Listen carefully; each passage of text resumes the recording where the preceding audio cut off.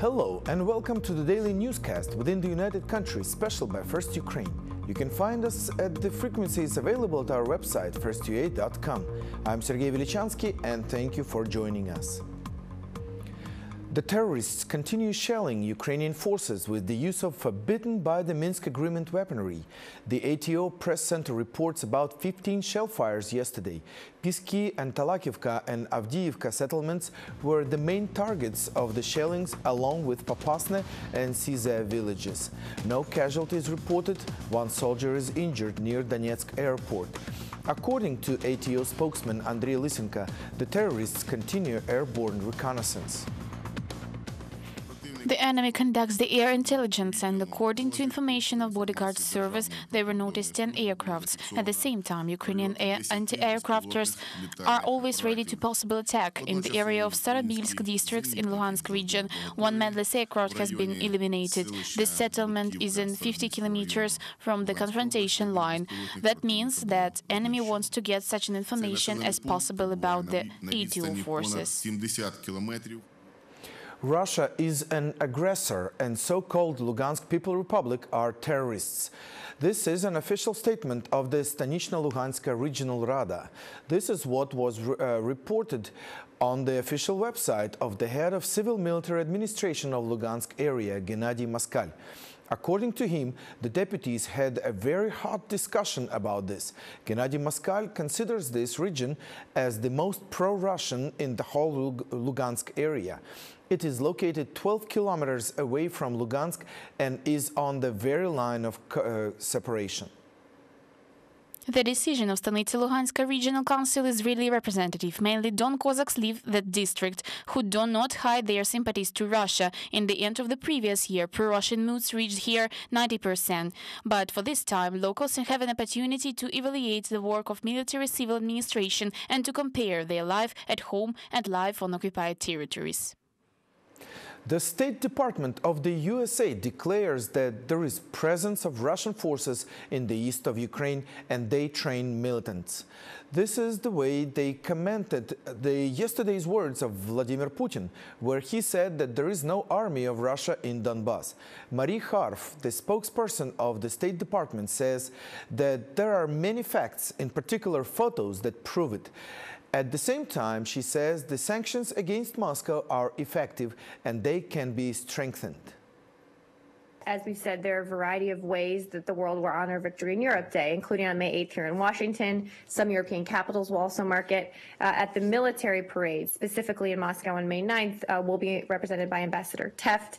In considering our representation, we took into account Russia's ongoing violations of Ukraine's sovereignty, as have several of our European allies independently. And we would certainly suggest other countries consider this as well when determining their participation. Kharkiv is preparing to defend itself. Ukrainian intelligence constantly reports about Russian troops accumulating on the Russian territory of neighboring Belgorodsky area. So the city administration decided it's time to get ready, and the sooner the better.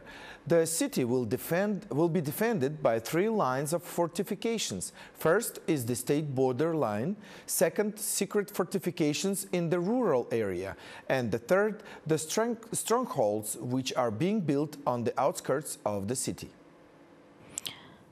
The crossroad of the highway Kharkiv-Belgorod and territorial road here, trenches are cut and first support point of the city defense is built. Ihor is worker of the regional road building company. This company is an expert in gaps. Several days ago, workers had been moved from the repair works to fortification work. Workers know their purpose. Military men came. I don't know who exactly, but they were with our director. He explained everything. Our director explained everything personally, what to do, what are the connections. Excavator drivers come, excavates, and we plane everything and straighten it with wood. The terms are very short. Workers should finish all the works before the May holidays. As it is said, one person excavates for 10 days, 10 people for 1 day. The question is very difficult, materials are needed. The weather influences very much. Loam is a heavy soil. And additional fortifications are a broad defense. Soldiers don't allow to shoot everything, but project has been created by the engineers from region. The main task of the support point is to stop enemy's tanks. To barricade all the region is not our task. We are trying to find a really efficient approach to this process to avoid the panic. There were a lot of discussions that defense of Kharkiv region is organized in wrong way. It is partly true. We have corrected this. The building is not for budget money, and we don't count financial sources. Our task is to make the object work. There will be several such objects on the outskirts of Kharkiv. All of them are on the southern part. When the bandages are ready, they will be rescued by soldiers of armed forces and National Guard of Ukraine. Mykola Піддубний, Alexander Ushakov, Victoria Zabian, First Ukraine. To bring out more additional patrol forces on the streets during May holidays, this is what the Prime Minister Arseniy Yatsenyuk demands. He states that during May 1st and May 9th, the anti-Ukrainian forces will create diversions. The head of government wants the law enforcement not only rapidly investigate crimes committed, but also in forestalling manner. The Yatsenyuk statement was made after the two murders that took place in the capital of Ukraine. The writer Olесь Buzina was shot yesterday, and on April 15th, the ex-parliament member Oleg Kalashnikov was killed as well. The radius of the forest fire in Siberia grew 10% more. The worst case is in Buryatia. Military helicopters are being transferred there from Zabaykalye. At the same time, the rescue crew in Priamurye reports of stabilization of the situation. The first fire burst out on April 5th, and in 1 week there were fires in Khakassia, Buryatia, Altai, Tiva, Zabaykalye, Krasnoyarsk Krai, and in Kurskaya Oblast. Prosecutor's office started the investigation. A couple of dozen cases have been started concerning the poor readiness of the fire equipment and local authorities' negligence. 13 people have been brought to responsibility, and now a 16-year-old boy was arrested who is suspected of intentional arson. The famous Ukrainians have united to buy costly medical equipment for a children's hospital. A TV producer, 2 TV hosts, an artist, a choreographer, and a singer rehearsed for over 2 months and put up a 1.5-hour drama where they played drama characters for the first time in their life. They joined their efforts in order to purchase a very costly medical equipment to save over 1,000 lives of children in Akhmadet Hospital. The show was sold out in spite of the high ticket costs, and the place was full.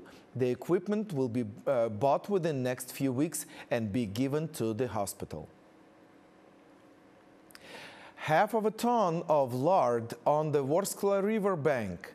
This is what the border guards found a few meters away from the state borderline. Reviewing the territory near Alexandrivka village, the state border guards noticed a large amount of sacks in a pile. They found out that it's 500 kilograms of lard, which supposedly was to have been smuggled to Russia.